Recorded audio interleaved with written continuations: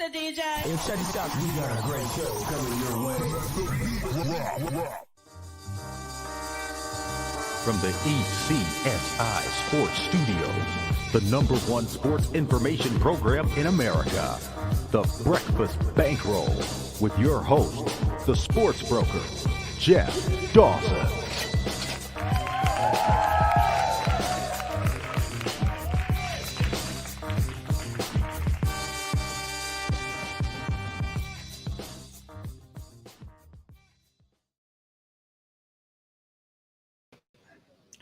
Good morning, sports fans from all around the globe. I am your host, Jeff Dawson, East Coast Sports Investors. This is your Breakfast Bankroll for Saturday, November 26, 2022. Just 4 days left in November. 'Tis the season. It is officially here. We have survived Thanksgiving. The food coma is over. And now it's time to deck the halls and hear Mariah Carey 1 million times and whoever else, Bing Crosby and all the goodies as we get closer to Christmas. But what a day to be an ECSI VIP. 3-0 last night. Tennessee, money line, box to wire against Kansas. California team total over 24.5 against UCLA. We got there early. Start of the fourth quarter there. Ottawa team total over 3.5 against the Ducks. We got there in the second period. 8-1 in our last 9. We are literally 7 seconds away from a 9-0 run, but we'll take the 8-1 heater. It's great. With so many sports going on, you really just got to dive in and you just got to get that strain and just keep shaking and shaking. Yeah, there's action from noon till 1 a.m. There's tomorrow morning. And then, of course, tomorrow's the NFL. So we know what happens on Sundays in the NFL. But today we are blessed and honored to have our co-host, good friend and colleague, family. Scotty's been with us basically almost from day one. I mean, he's been here forever. Mr. Scotty Webb. Our buddy JB likes to say, beam him up, Scotty, from the Palm Tree State himself, the one and only Mr. Scott E. Webb. Morning, Scotty. Yeah, I'm not in my spaceship. I'm not beaming up anywhere, but it's all good, man. It's Florida, buddy. We're 80 degrees and foggy, but we're 80 degrees and enjoying life. And went to the pool yesterday for hanging out, doing whatever. So feel bad for everybody in the 30s and the 20s, but that's the way it goes. But hey, it's a big day in football today. I heard, in August we talked about this day coming. Ohio State, Michigan, we assumed, and usually when you assume, you make an ass out of you and me, obviously. But no, they both got there undefeated. We obviously will get to that. It was comical. We had Riley on yesterday. We did our Big Ten review. And my team, the Nebraska Cornhuskers, could make today relevant. They went into Iowa 10.5-point underdogs. If Iowa won, they were in. They would be 17, 18-point dogs to Ohio State, probably 15, 16 against Michigan, whoever wins today. But Nebraska comes in box to wire, got a little sweaty, obviously late, because that's what Nebraska does. But the second part to that, as I put out on my timeline, is the rumors and the fact it is now true. Matt Rule, who had like $40 million owed to him from the Panthers. I don't know what kind of deal they made there. Now the head coach for Nebraska. I have mixed thoughts and mixed reviews. He went to Temple and was amazing. He went to a Baylor situation that was just decimated, and he put them back on the map. For some reason, like Nick Saban and a few of the others, decided to go try the NFL, and it just wasn't his cup of tea. Now he's back. Any thoughts about that hiring, Scott? Well, I think that all these guys that have success in college football think they can do it at a different level. And it's not about that. in terms of their offense and the defense and all that stuff. When you go be a head coach in the NFL, you're dealing with guys that are 24 years old to 40 years old most of the time. When you're in college football, you're dealing with kids that are 18 to 20, 22, 23. And it's a transitional thing. You go sit in somebody's house and you're pitching the parents on how you're going to take care of their kid, how you're going to be their father to that kid while he's gone, but you're going to teach him football, and he's going to have a good time and all that stuff. And then when you're in the NFL, you're dealing with men. You're not going to sit in somebody's house. You have to lead through a different mechanism. And some of these guys don't get that. And most of the college guys that have had success have success because they are who they are because of what they do as father figures. The guys that do really well in the NFL are mentors of business. So they're different. And when you go as a college football coach and you fail at the level of the NFL, Steve Spurrier, all you just name them. They're all there. Urban Meyer, Nick Saban, all those guys. They didn't do it. Lou Holtz, they all just fail. That's because of the way that the game is. It's a different game. Doesn't mean they're bad football coaches, and I think rules that way. And look at what's going on in UCLA, right? Chip Kelly, same thing. He went out there, failed, comes back, and then it's taking him a little while. But what are they, 9-3 now, 10-3, or 9-3 anyway? And I think I was seeing somewhere where they're the most wins they've ever had in the season's 10, and they got one more game. So I mean, they can win 10 games. So I don't mind the hire at all. I think some guys are cut out for that, and some guys aren't. And it's pretty easy to figure it out when you get there. It's like, it is what it is. I mean, NBA is kind of similar in a way. I mean, look what's going on in Miami, right? That guy was a video guy that chopped up the videos for the coaches. And now he's the head coach in Miami. He's been there, won championships and everything else.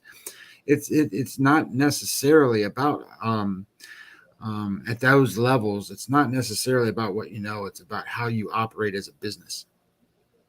It's funny. I don't have the exact date, but we go way, way, way back to a movie called Blue Chips, and Shaq, Penny Hardaway, Nick Nolte, and him, with the recruits. What do you need? I need a trailer. I need, a tractor. I'm sorry, for my family out in Iowa. And, I need this much money. And we laughed because we knew behind the scenes this actually was going on. Speed up to 2022 with the nil, with the transfer portal, and the impatience now of a lot of these programs, because you got boosters that are willing to spend millions upon millions of dollars. It's just money that they can't take with them. The Texas A&Ms, the Texases of the world, yada, yada, yada.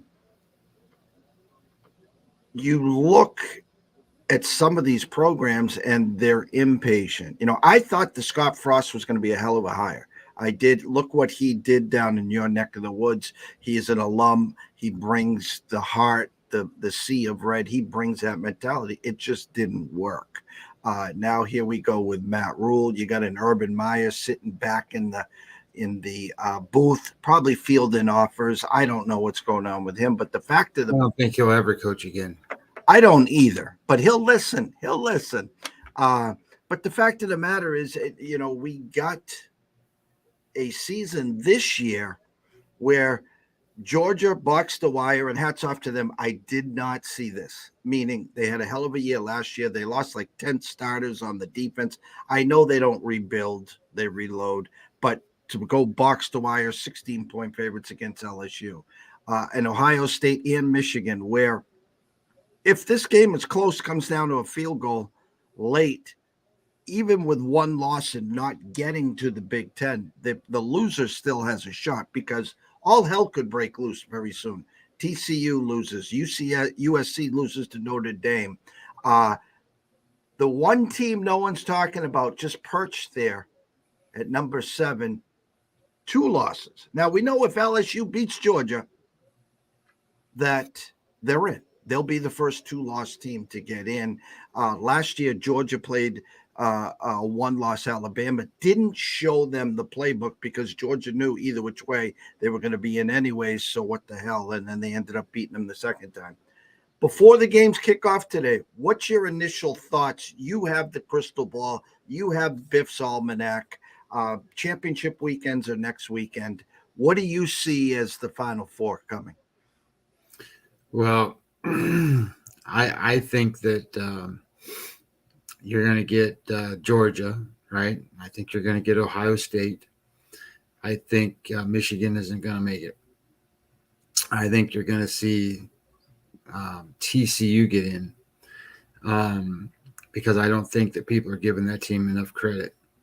And then it's kind of okay, I'm not sure exactly who's going to get the fourth spot.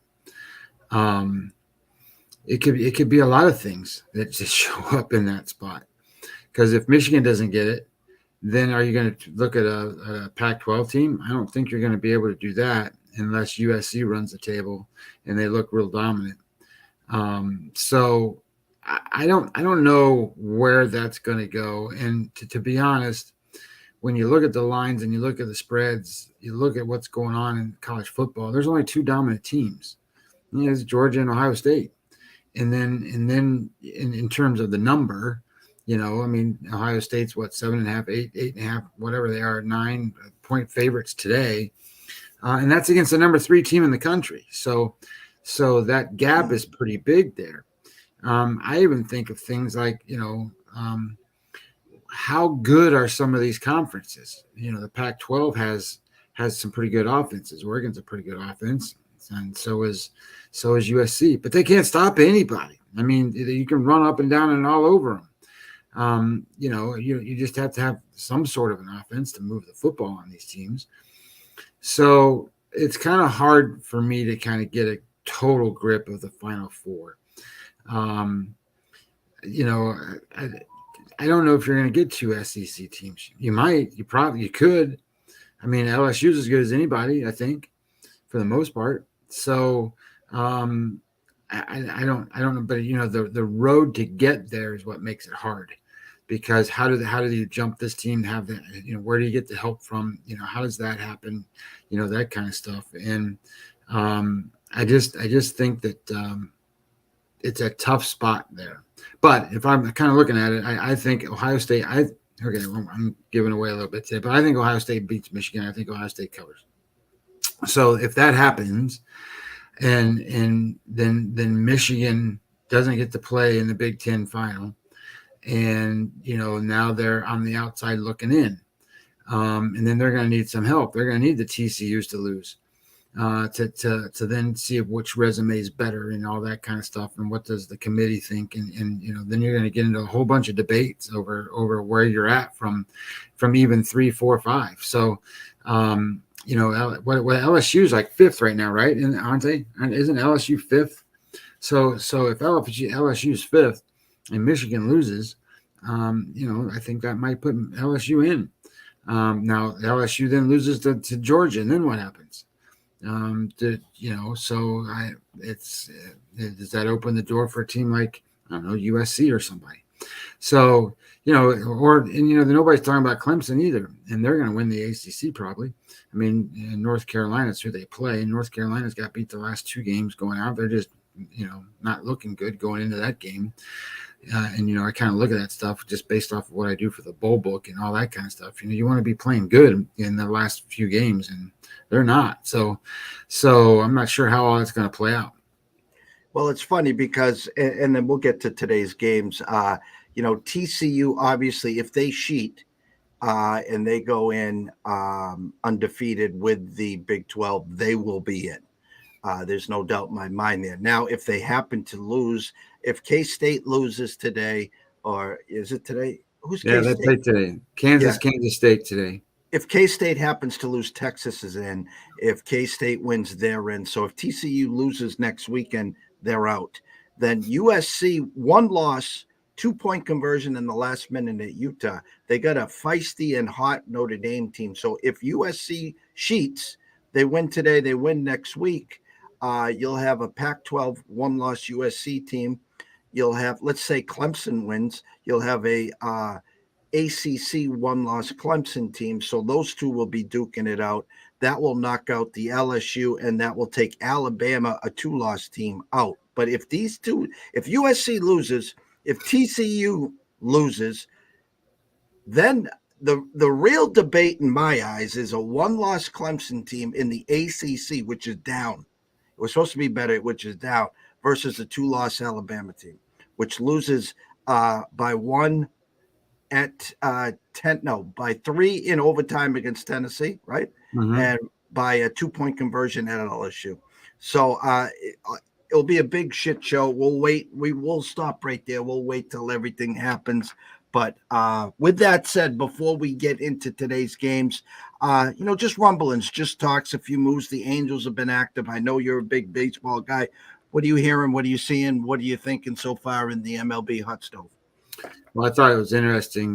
The Pirates signed Carlos Santana yesterday. I think that these guys are just saying, okay, let's put somebody out here to work with these kids until all the kids come. The Pirates, I was looking at them earlier today. The Pirates have like 9 guys in the top 100 in prospect list. So that's pretty good. That means they got guys coming. And then I was trying to look at some of the other teams in the lineups that are available only because of the signees and where they are, and the 40-man rosters were made out, so there's a lot of the guys that were non-tendered, and baseball is getting to a point now where, okay, when the winter meetings come, there'll be a lot of shit happening. There's a lot of players available. Some of them aren't worth a darn, but others are. And I think the one thing that is a common theme in Major League Baseball is if you're not getting younger, you're not going to win. So I think teams are looking at trying to get a ton of younger talent that can, obviously help the major league level, but they're trying to play those guys and take chances on those guys. The Braves have had good success with that. And the Pirates are playing their guys, and I'm going to get to that, Marty, and then we'll see how it kind of goes from there. So I think you're going to see a lot of Major League Baseball free agent maneuvers, some moves, but I don't think people are going to go crazy. Like, I don't know what's going to happen with Judge. Judge might be a giant. And if that happens, what kind of lineup do the Yankees have? They're going to have to go get 6 guys to replace Judge.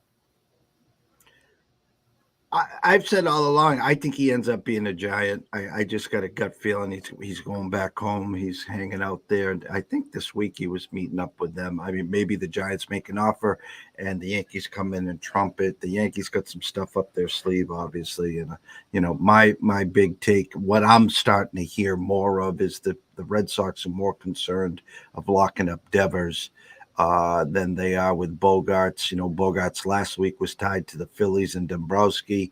I don't know if that's the take there. There's plenty of shortstops out there. I mean, like I said, I love Bogarts. I love homegrown talent. I would love to move forward with Bogarts and Devers. But if you ever shocked me and said, well, we're going to bring Trey Turner in, well, now we're cooking with Crisco. But I doubt that's going to happen. So you showed me that thing on Twitter the other day of these baseball I don't know how you're going to bet that stuff, but the games, the total wins, and I'm like, and the Dodgers were at 102 wins, right? So here's their lineup right now based on who they have signed. Mookie Betts, Freeman, and Will Smith. Okay, great. That's not a bad threesome. That's pretty good. But then you go Max Muncy, Trace Thompson, Gavin Lux, Chris Taylor, Miguel Vargas, and James Outman. Is that team going to win 102 games? And Kershaw, Urias, Gonsolin, May, and Pepoit, or whatever his name is, Pepe, whatever that guy's name is. That's who they got. That team's not going to win 100 games. Not but that team. I thought even funnier was the Red Sox team total was 78 and a hook. And then you look at the Yankees, you look at Toronto and Tampa. They got the Sox losing by 15 and a half games already again. And a big part of their season again will be predicated on Chris Sale. How many actual innings do they get from him? Eovaldi's out there. Do they bring him back? They're still talking about Whitlock as your starter, and I'm just shaking my head like, throw him in the damn back end, will you? I mean, it makes it so much easier, but Anyways, good morning to Marty. Marty's got the Iron Bowl today against Auburn. No Cam Newton, no Bo Jackson for Auburn. So I think you're 22-point favorites there. You're not out of this, Marty. I haven't ripped up my circuit ticket yet. We need a little bedlam. We need some losses at a few big spots. But anyways, almost 11:15. We got about 45 minutes to go to kickoff. Game day going on as we speak. Scotty, the board is yours. Well, let me just say this. I played 2 games, and they're going to be sucky-ass games because there's so many games on here today. So the first game I played was Coastal Carolina, and I got them at plus 14.5. Coastal Carolina is a spot here where they played James Madison. James Madison's a very good defense and a very bad offense. James Madison's EPA number is 28, total EPA 28, and Coastal Carolina 25. So Coastal Carolina actually outranks them in EPA margin, and they are 14.5-point underdogs. It might even been 15 now. I don't know. People like James Madison. I've been liking James Madison, but you know what the problem with James Madison is? They don't score any points. They rank 81st on offense. So, they're 4th on defense. So, you got to sit there and run up the score. And when you're looking at a team like Coastal Carolina who can play offense, they can't play defense, but they can play offense. I think you at least have a shot with them. So I played that game. And then the other game that I played was I played Minnesota against Wisconsin. Minnesota's getting points here, and Minnesota's the better team in my opinion. So I like Minnesota in this spot. Minnesota is ranked 15th in EPA, and Wisconsin 57 in EPA, and Minnesota is actually getting points. So those are the 2 games I actually played. Now, I have pretty strong feelings about some of these games. Ohio State's one of them. And so this is what bothers me about this Ohio State-Michigan game. Since year 2001, the Ohio State is, and I don't know if people really know how dominant that it is. Since 2001, Ohio State is 21-3. 21-3 against Michigan. And it just so happens that last year Michigan out-physicaled them. They pushed them around. They beat them pretty handily. Okay, well does that mean it's going to happen this year? Does that mean it's going to happen whatever? I don't think so. I think the history of this kind of tells you a lot. And I also think that the reaction of what Michigan fans, the Twitter people, they think it was the greatest thing in the world, and now they want to push all the buttons and they want to tell everybody how great they are and stick out their chest and do all this stuff. Look, if you beat Ohio State 5 straight times, good for you. Then maybe you can start sticking out your chest. You're 3-21 against Ohio State since 2000. So don't give me any of this crap about how good you are. Now, the running back, Corum, whether he's going to play or not, to me doesn't matter. And the reason it doesn't matter is, yes, I know he's a lot of their offense and he's this, that, and the other thing. But the truth of the matter is they got a backup running back that's just as good as he is.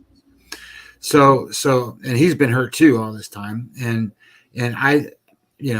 he's going to play today. He's going to, I guess the report that I saw was on Thursday, he had full practice wearing a brace. Okay, well, what does that mean? I mean, we're going to tackle him anyway in practice. But I think that he's going to play. I think that Ohio State this whole season has been about Ryan Day remembering what happened to him in Michigan last year and trying to toughen up this team. That's what I think has happened. I think they could have scored 100 points on some of these teams, to be honest, but he didn't want to do that. He wanted to keep them in the fight, and he wanted to keep them pushing people around. Now, I'll say this. I went back and looked at common opponents, and the common opponents are Maryland, Iowa, Indiana, Penn State, Michigan State, Rutgers. Michigan has scored 122 more points than those teams in their wins. And of course, they haven't had any losses. So they've won those games 122 points. In the same time, Ohio State, and everybody talks about, okay, Ohio State versus Maryland last week, Ohio State, blah, blah, blah. They got a tight game. They were behind at halftime. Ohio State beat Maryland by 13. They could have beat them by a whole lot more if they wanted to, but they didn't. They beat them by that number. Then what happened was, you forget, Michigan barely beat Maryland. They won by 7. Michigan played Iowa, and then Ohio State's been talked about. Okay, well, Iowa gave them credit. Had a hard time with them for a little while. Do you know what how many points Ohio State beat Iowa by? 44. They beat them by 44 points. Iowa got beat by Michigan by 13.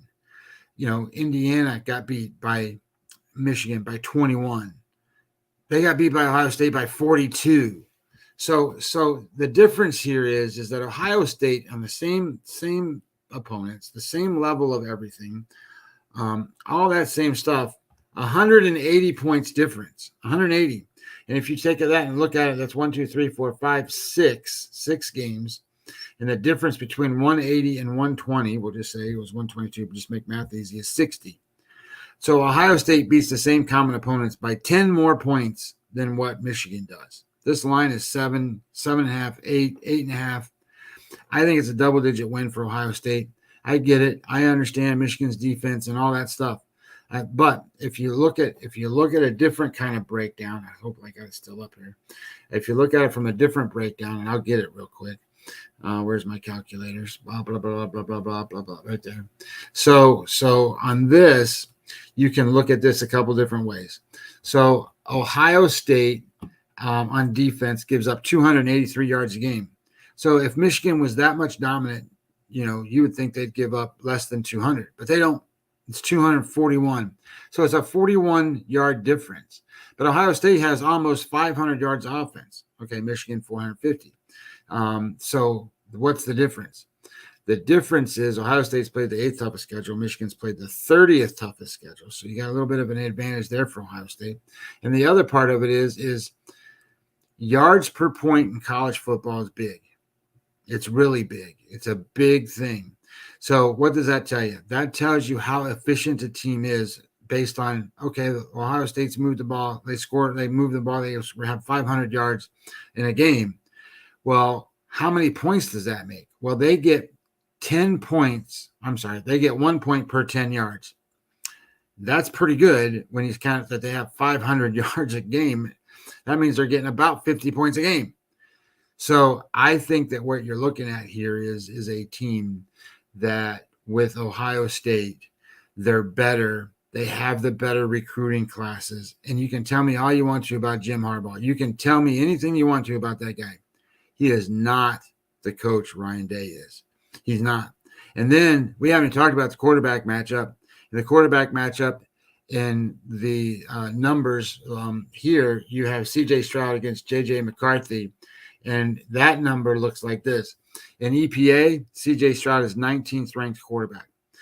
And J.J. McCarthy is 59th. When it comes to QBR, there's none better than C.J. Stroud, number 1. So when you start to think about it from a degree of quarterback, and it's at home, all of that stuff, I don't think Michigan has a shot here. And then everybody thinks about, okay, well, what about the defense for Ohio State? Well, do you really want to know where Ohio State's defense ranks? Ohio State's defense in EPA ranks 5th. They are number 6 against the pass. They're 7th. They are number 4 against the pass. Are 4 against that's not what I'm trying to say. They are 7th in total defense. They are 4th in efficiency and 3rd in first down coverage. And their sack rate is 23rd in the country. So they can get rushing the passer because when Michigan has the ball and they're trying to sack Ohio State, they're 6th on offense and pass blocking. So I think Ohio State has the advantage everywhere. The only where that they really kind of are a little bit behind on, and it's not by much, is special teams. Michigan ranks 8th in special teams, Ohio State 15th. And I don't think that's enough to make that number not get to double digits. So I like Ohio State. I like Ohio State double digits. I've seen people say both sides of this game. I think the action's kind of both sides of this game. So it's kind of interesting to see how it plays out. But, it should be a fun game. But I think Ohio State wins the game and pretty much covers. And then some of these other games that I looked at, I like South Alabama. I think South Alabama is a good football team. I didn't bet them. I like to bet them when they're an underdog and they're 16.5-point favorites today. I think they cover the 16.5 pretty easily, but I'm not going to play it. Illinois, I like today against Northwestern. I think it's, when I looked at it, it was 12.5. I'm almost certain it's 14.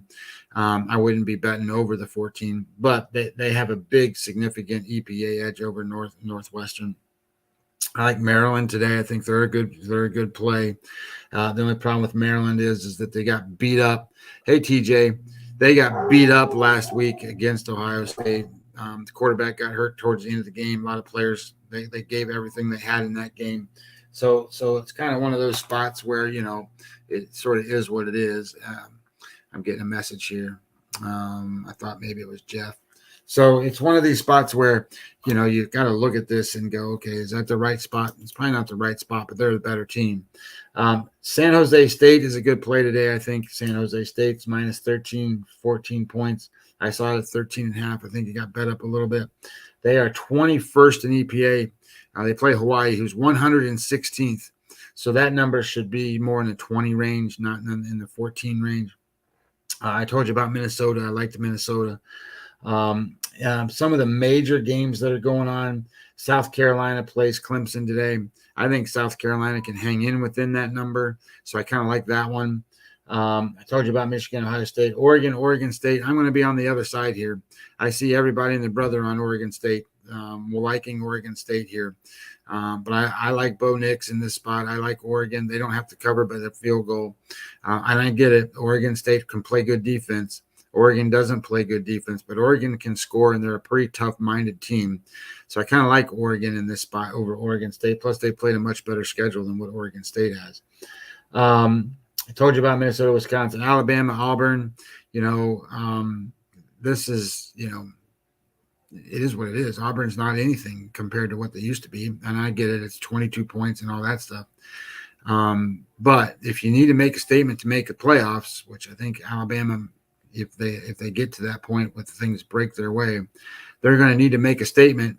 I think you sit there and say, okay, well, they're going to want to make one. So I think Alabama is the right side, not taking the points here. Kansas State. I think Kansas State's a dominant team there. I think Kansas State wins. Kansas, I think, is a team that has played over. I don't want to say over their abilities, but they've done very well. They've won a lot of games for them this year. But now they're starting to play the thick of things, and Kansas State's got a pretty good defense. So I like Kansas State in this spot. They're just bigger physical team.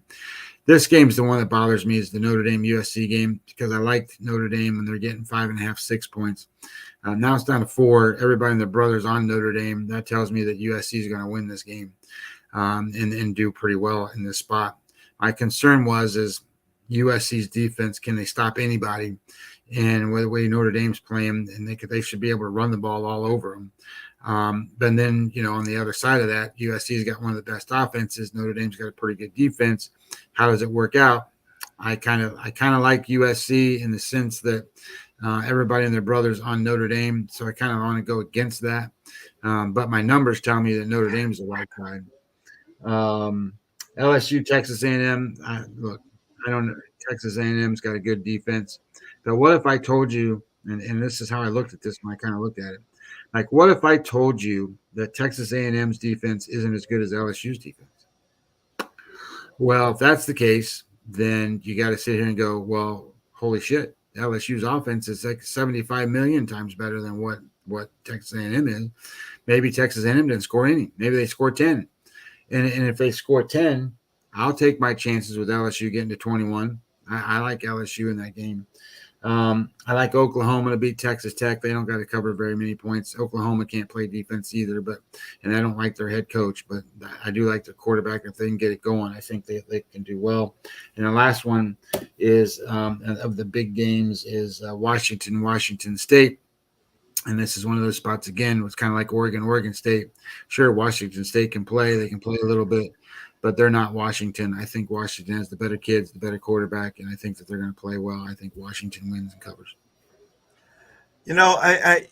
Great breakdown. A lot of people watching and listening. Thank you guys. Hey, we're here to educate, little entertainment. We saved the entertainment for the 4-letter word and Fox and all those other people. But that's a 3-letter word, Jeff. Damn it. Not the 4-letter word. Well, Fox. Well, ESPN. I don't like to say Yeah. those 4 initials. Those are the 4-letter words. No, I know.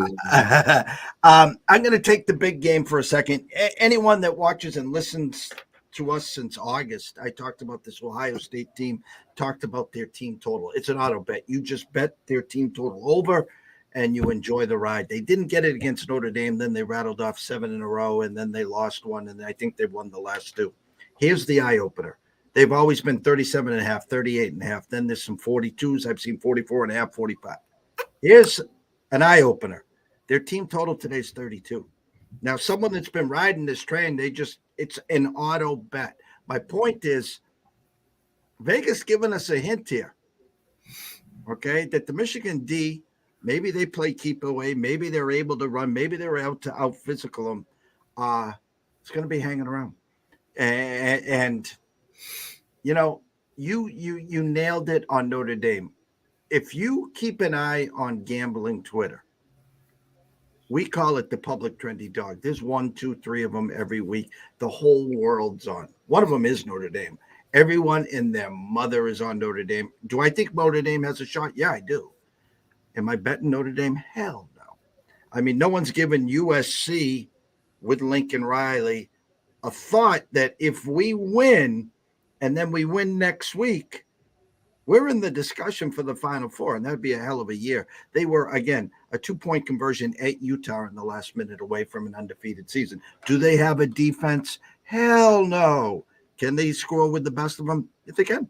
Now, obviously, they would not be a good matchup against Georgia. Just ask Oregon week 1, and didn't work out too well there. So if you're betting Ohio State and you're betting them, expecting them to go box to wire, I can't see that today. But what I can see is an Ohio State team getting out early. And if you get out early, now you're putting Harbaugh and the Wolverines in a tough spot, because they're not going to open up the playbook and start throwing it down the field. They're just going to try to lean on you, wear you down, and play keep away. So that was my one take on that game. Again, it really caught my eye because their team total was at 32, which is the lowest by 5-6 points all year. So keep an eye on that one. So my computer number comes out and it says Ohio State scores 36 today. And I could definitely see it. And I will say, what's up, TJ? And, hope you had a great holiday. It's been great to have you on board with the VIPs. Obviously, Marty's been around for a while here, giving us a shout out there. I'm going to go to the first game that you talked to, one of the first games that you talked about. And all the VIPs, check your emails. I did send a quick one. That's why I was multitasking, Scotty, as you were. It's all good. Out there. This James Madison team is good. Mm-hmm. They're good. And they're a great story. What was it? A couple of years ago, they were in the other conference, in the other league, and Division now they jumped up. Yeah, they've jumped on board. And the eye-opener to me, because Coastal Carolina has been that darling for the last few years, and was a 14.5 and now 15. Coastal Carolina, again, can't stop a nosebleed. James Madison plays these games. Sometimes they come out a little sluggish. It's almost like a cat and mouse. 7-3 after one, and then you blink, you come back to the office a half hour, and it's 28-3 at halftime. So I think James Madison's going to score an awful lot of points. Now, whether this Coastal Carolina can keep up with them, that will be the story of that game. The under was only around 52-53, so I'm going to keep an eye on that one. What else does my eyes see? The Big Ten now, these games have meaning. It just got in Liberty. Quarterback Charlie Brewer is expected to play. Just crossed our desk now. Minnesota, Wisconsin, there was some overnight money that came in on Minnesota. Why? Because they're still alive. Scotty, what do your numbers say on the Purdue game? The Purdue game, that's Purdue and Indiana, and my numbers like Indiana to cover the spread, but Purdue to win the game. That's what I thought there. Indiana's one of these teams. Their defense isn't the greatest. Purdue now has life over there. Again, these teams didn't have life, and they thanked Nebraska with that one there. Is there one more? Minnesota, Wisconsin, Purdue, Indiana. Is there one more team that's live over there? I don't think so. Okay. Penn State, Michigan State there. All right. But I think if Purdue wins, I think they're the winner of that division, right? And they're going to play for the Big Ten championship and get slaughtered by whoever they play. And if Purdue loses and Minnesota wins, Minnesota is in then, correct? Yeah, I think so. I think that would be a better matchup just because they play better defense. Yeah, so we went from Ohio controlling their destiny to now Purdue controlling their destiny to if they lose, then Minnesota. So theoretically, if both of them lose, Iowa backdoors in, and I don't think Iowa wants any part of whoever anyway. So well, they played them both already. They lost to Michigan by 13. They lost to Ohio State by 44. Hey, and I have to give my boys a shout out. I don't have the sweatshirt on. I had them on yesterday. This UConn team in hoops, first UConn in football, hats off going to a bowl game. Rumor has it, Fenway Park against Syracuse. If that happens, I'll go live. I'll freeze my ass off for the boys. I'll make that trip there. Basketball, undefeated, played a bunch of cupcakes. Then they go and beat the Ducks by 28, and then they go beat Alabama by 15 yesterday. I'm not telling you that I'm ready to anoint them to cut the nets down. I'm not telling you I expect them to get to the Sweet 16, the Elite 8, or anything like that. But hats off, Dan, Mr. Hurley, Coach Hurley. You finally got the boys that you wanted. Still, I think, a little offensively challenged, though. They broke a record 2 nights ago, 17 threes. That's a UConn record. I don't want you guys to live and die by the threes, but you're long, strong, deep this year, and hats off there as you are climbing up the ranks as we speak. Marty, Brandon Miller, a stud for Bama hoops. Yeah, Marty, I've that number leaned Alabama last night. It really did. And I thought your last 4 minutes of the first half where you were down 13-14, you cut it to 4. I thought you were going to bring that momentum, take the lead, and win in the second half. You were right there, and then I think UConn went on a 10-0 run, and it was thanks for playing there. So we were able to take down the Crimson Tide in hoops. Scotty, I know you have today off. We have so much here. Anything else on the board? Any NBA, any college hoops, anything? Or if not, final thoughts? I didn't really even look at the NBA today. I got some family here, so I've been dealing with that, and I know I got to deal with football, and I'm going to play, so I'm going to sit here and share my thoughts, because I played. But I will say that my life's going to get busy here shortly. I just looking at the first college football bowl game is Friday, December 16th. Dude, that's like 3 weeks from now. I got to have a book made, and I got to figure out who's playing who, and I got to do all this shit.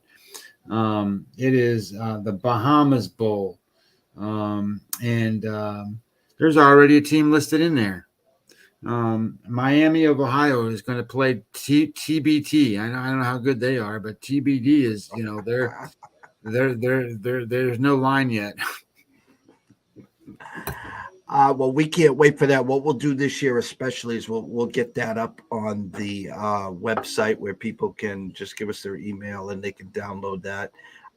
Number one. Number two, what we'll do is we will do a full breakdown. Or last year, I think it was you put it into pieces if we do the first 10, 15 games as you put in the second half. However it is, but we'll make sure that we get that out there for you. Yeah, no problem. I mean, it's just a lot of work in it, but you say it's a lot of work, but at the same time, it's not work. It's just, you have fun doing this stuff, and you're reading about teams, and you're looking at this stuff. I can tell you, what the hardest thing is, and it's just a new thing. It's you sit here and you look, here's the schedule. I got to get all this stuff done by a certain amount of time, and then you get the lines that come out. but you're writing this stuff up for the games that happen, in January, and you're going, I don't even know who's going to play, because those kids, they sit in there and they go, okay, I'm going to get drafted. I'm not playing in this game.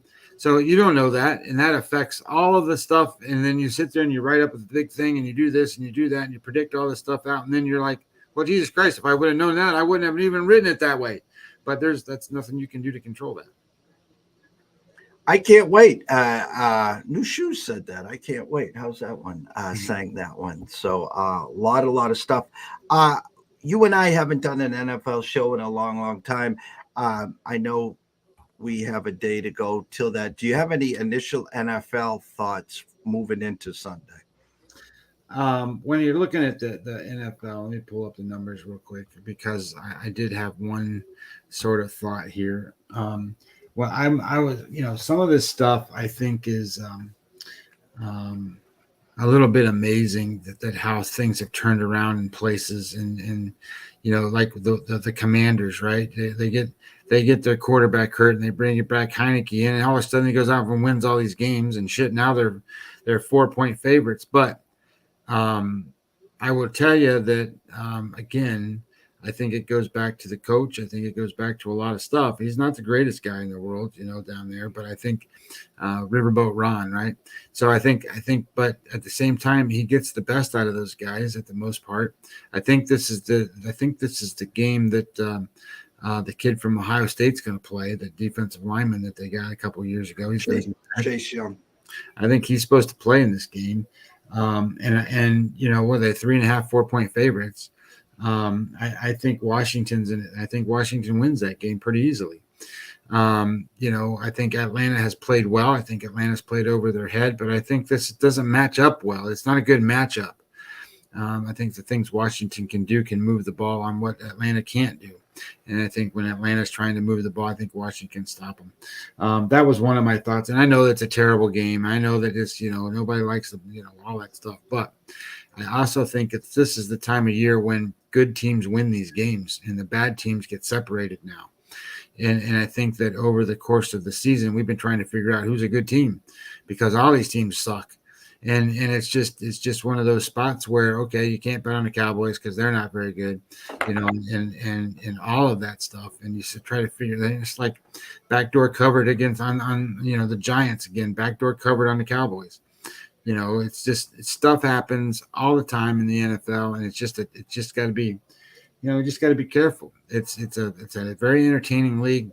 Most of the time, there's great games to watch every weekend, but there hasn't been so far this year. I thought the quality of play was down, but I think some of these games, are relatively interesting. That Tampa Bay plays a game that they need to win.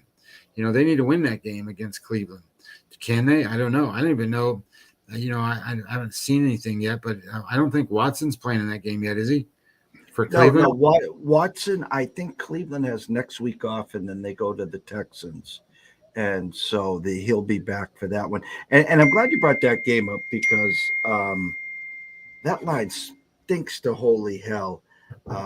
It's funny because your first year with Tom Brady, he goes to the bye week. You guys were 5-4, goes to the bye week. You guys cheat, win the rest of your games to end that season. Go to Washington, 11-point favorites, and win. Go to the Saints, 2.5-point dogs, and win. Go to Lambeau, beat the Packers, and then host and win the Super Bowl. Struggle last year, and now you just won 2 in a row. You go to the break. You start to say, okay, is Tom back? The divorce is final. We all know that now. Only 3-point favorites at Cleveland. Man, that line smells to holy hell, Scotty. Yeah, I mean, I don't, I think a lot of that has to do with Tampa Bay playing in cold weather spots, because they haven't been very good at that. They haven't been good at that at all. And now when Tom Brady showed up, they started winning some of those games because he's used to playing in cold weather. But they also have to have a running game, and I don't know that they've got a really good running game right now. Plus, the big guys. You got the kid. Lenny's not playing. You got the kid who had the stiff arm of the year. And everyone's all hot and lathered up. They want to see the kid back there, and they're going to see him this week. I thought that Cincinnati line was a little interesting. I mean, all Tennessee does is go out there and beat teams that they ain't supposed to beat.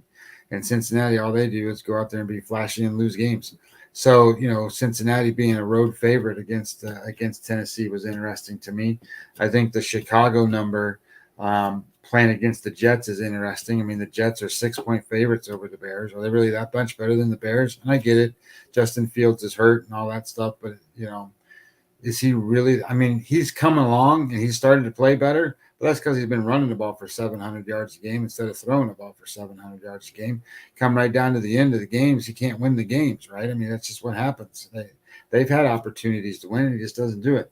I'm surprised. I'm really surprised at how the Raiders have played in this season because, they made the playoffs last season. They bring in a couple of guys, and they got worse. Of course, the head coaches made a big change.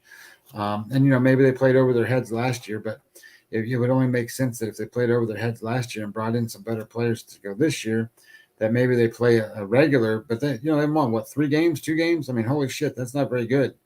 And the game that I thought was like, okay, if you go back to the beginning of the season, this would be a game that you're sitting here and you're going, hey, this is a great game, Kansas City against the Rams. And shit is 15, 16 points for God's sakes, 15 points.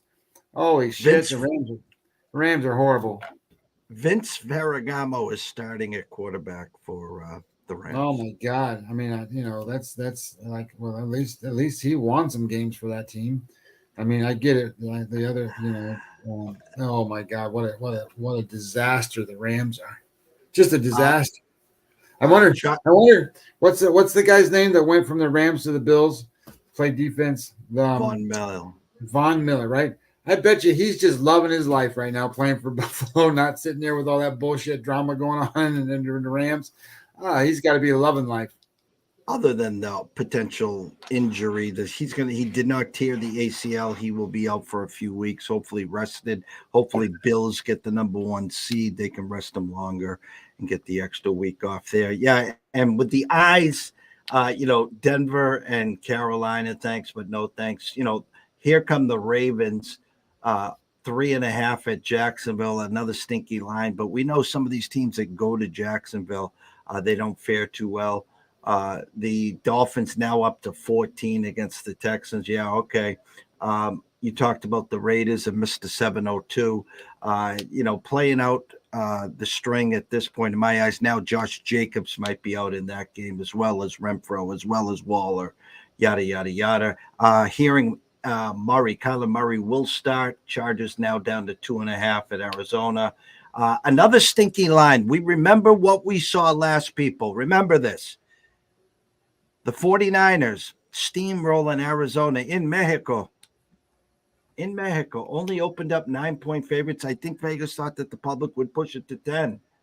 Well, it's 9, maybe some 9.5. It's 8.5 right now at our friends at Circa. So Jeff, next week, just next week, this is a perfect example. Next week, Tampa Bay hosts the Saints. They're 6.5. So Tampa Bay's 6.5, and Saints or San Francisco's 9.5. So what they're saying is that San Francisco's 3 points better than Tampa Bay. I would take the 49ers at Tampa before I would take the 49ers at home versus Tampa. I don't like them at home for some reason. They don't play well at home. They didn't start off very well in that stadium that they're in, No. at home. They didn't start off very well at all there. But whatever. I mean, I'm hoping that team gets it together and gets right towards the end so that you got some quality coming out of the NFC, because I don't know what quality you got. You got the Eagles, so that's the only quality, and the only reason they're quality is because they go out there and play Play-Doh teams. The 8:20 game is Green Bay at Philly. Custer's last stand with Rodgers. If they have any chance, it's not just about covering the 6.5. They have to win the game outright with a 46.5. Vegas has this 27-20 Eagles. And the Monday night game, the Colts 2.5 point favorites with a 39 against Pittsburgh. I like Pittsburgh here, not just to cover, but to win. I mean, listen, Jeff Saturday, great story, I guess, for some people. They go to Vegas his first game and win. They fought tooth and nail. They should have beaten the Eagles, and they lose there. 2.5-point favorites. I think Tomlin and company find a way there. Well, it doesn't surprise me. I mean, but you see, this is what happens in the NFL, right? You get the parity of the schedule. You get all these medium teams playing medium teams, low league level teams playing low league level teams, and high quality teams playing high quality teams, and then they all stayed around 500. So, but when it comes to shake out at the end, the good teams win and the bad teams lose. So we'll see what happens. You got to figure out who they are. And it's shit. We played 10 games now in the NFL, and it's hard to figure out who's a good team. That's not good. I'm going to close with this, guys, and there's a handful listening here. At 2:00, rotation number 308913, 308914. And you're like, what the hell are you talking about, Jeff? Fordham versus UNH. And why am I bringing this game up? Well, our new office studio retail store, good friend and landlord, is a UNH alum. He's always giving me the skinny on UNH. I'm always giving him the numbers, yada, yada, yada. A playoff game. And why am I bringing this up? Not that the fact that Fordham's 1-point favorites. I'm bringing it up because the under-over is 75. Okay? And if I told anyone, listen, a little pizza, a little beer money, I'm not telling you to put a half unit, a full unit. I'm not telling you to do that. I'm just telling you this game goes over the 75. That's all I'm going to tell you. It's not, Texas versus Oklahoma. It's not USC, UCLA. I thought you'd get some chuckles here. It is two small schools, Fordham and UNH, with a team with a under over a 75. 2:00 start. Have some fun with that one. As TJ says, UNH, hell of a fun party school. Take it from the Stonehill guy himself, TJ.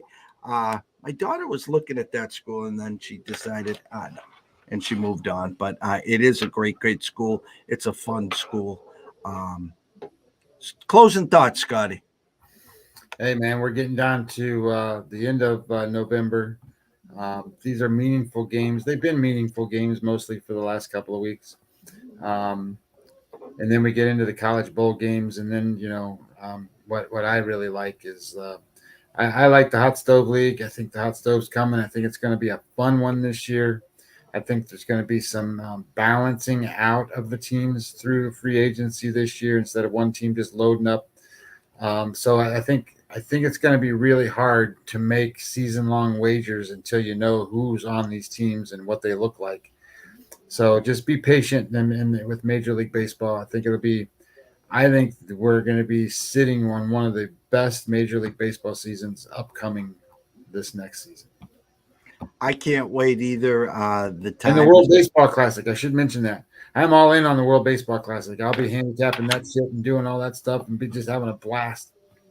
Did you find out is Tatis available to play in that? I didn't look. I didn't look. I'm going to assume yes, but I did not look. I'm going to have to look. They'll be putting out the rosters, but do you know what the United States roster looks like? They got the old men, right? No, Mike Trout's playing. Oh, is he? Bryce Harper's supposed to be playing. There's no way Bryce Harper's playing. He's supposed to be. Let me look and see if I can find it. He's supposed to be playing. This is you know how it used to be. They used to get whoever. I'm going to get the best that we can get available to play for the United States. Well, shit, this is like the dream team. WBC USA roster 2023, right? So let's see. So let's see. Here we go. Team USA roster additions for the World Baseball Classic. So they got Mike Trout. They added Bryce Harper. They added Mookie Betts. They added Paul Goldschmidt and Nolan Arenado. This is going to be a good team, man. Who's pitching? So right now the team's roster is up to 17 players. Here's their 17 players. JT Realmuto, Will Smith at catcher, Pete Alonso at first base with Paul Goldschmidt, Trevor Story, Nolan Arenado, Bobby Witt Jr., Tim Anderson, Mookie Betts, Bryce Harper, Cedric Mullins, Mike Trout, Kyle Tucker, Merrill Kelly's a pitcher, David Bednar, Dylan Tate, and Devin Williams. That's the only pitchers they've got. They got 4 pitchers right now. Isn't this, and again, I remember the past where the pitching, these guys, if I owned a team, a general manager, whatever, these pitches, doesn't it affect them if they try to, after a long season, doesn't this, they don't want these pitches ramping this thing up, right? Well, just remember that this happens during spring training. So typically these guys are going to be on a pitch count. They're only going to go X number of pitches. Like, if you're a starting pitcher, you're only going to throw a normal bullpen or a normal number of pitches, but you're going to be obviously in a World Baseball Classic format. So the first time you start, you might only get to pitch, 40 pitches. You might only get 50 pitches. So they'll have a lot of relief guys and a few starters is what they'll end up with. Didn't remember in the last couple of World Classics that the pitchers that went and pitched seemed to always have problems in the start of the season or middle of the season. It seemed like it coincided. I think there was rumors that way, but I don't remember it actually turning out that way. Like Kenta Maeda's got drafted or not drafted, got put into major leagues because of the World Baseball Classic and everybody's seen what he can do and all that stuff. He got him there for 2 years in a row. And then obviously he pitched in, he should be back this year too. So that'll be fun. He's a good guy for Minnesota to have, he's one of those guys that's at least affordable. That's still a pretty good pitcher. Now, who knows, his arm fell off and they sewed it back on. So hopefully they sit it straight. All right, guys, full slate. College football about to kick off. We got college basketball around the clock. TJ, apologies, you can't bet Fordham in New York. Like I said, pizza beer money. It's just a fun one here. I think it goes over the 75. Probably overtime, double overtime. Who the hell knows over there? But we'll have plenty of action. ECSI VIPs. We try to keep the roll going. 8-1 our last 9. You got the email. There's one game out there at noon. Listen, I told everyone that wants to listen, we never run to the window at noon. It doesn't matter if I have tomorrow's newspaper. We always seem to be snake bitten. We've won, I think, 3 of our last 4 noon games. There was a number that we liked. We sent the email out.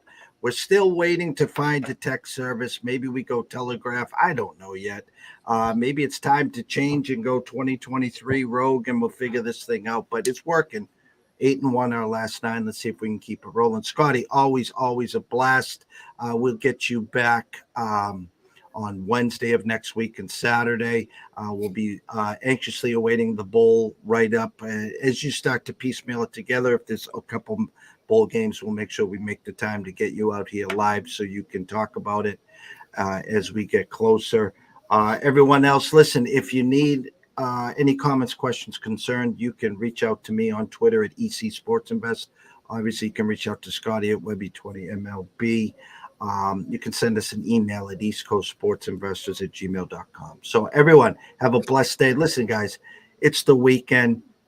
There's just so much action out there. Let the public, let the D-Gens do their thing. Don't get caught up in the madness. Just pick and choose, take a few spots. If you're rolling with a nice +4 or 5 week units going, bring it back a little. Monday's not that far away. It's called Envelope Monday for a reason. See you guys on Monday. I'll be around on social media today and tomorrow. And we'll get some live shows going the start of next week. Tis the season. People are winding down. A lot of people are just waiting till 2023. So we'll get the usual cast of characters out there and we'll go from there. So again, thank you, guys. Without you guys, there's no ECSI. TJ, Marty, thanks for jumping on here. Enjoy the day. Have some fun, and we will see you soon.